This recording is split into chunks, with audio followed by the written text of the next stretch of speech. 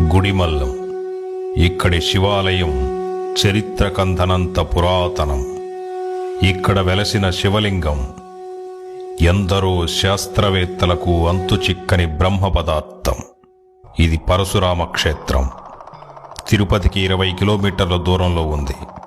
ఇక్కడ వెలసినటువంటి శివలింగం ప్రపంచంలో మరి ఏ శివాలయాలలోనూ లేని విధంగా మానవ లింగాకారంలో ఉంటుంది. పరశురాముడు తన తల్లి తలను నరికిన పాపానికి ఈ క్షేత్రంలో తపస్సు చేసి తన పాప ప్రక్షాళన చేసుకున్నాడన్నది స్థల పురాణం.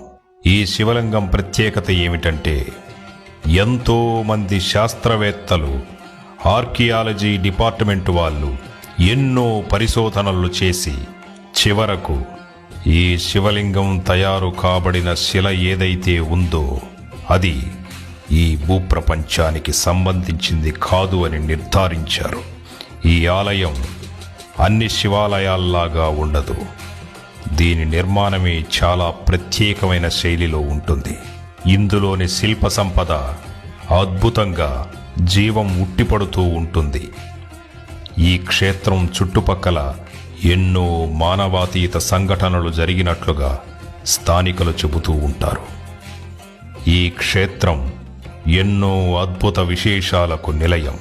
ప్రతి 60 సంవత్సరాలకు ఒకసారి ఈ క్షేత్రంలో పాతాళ గంగ పైకి వస్తుంది.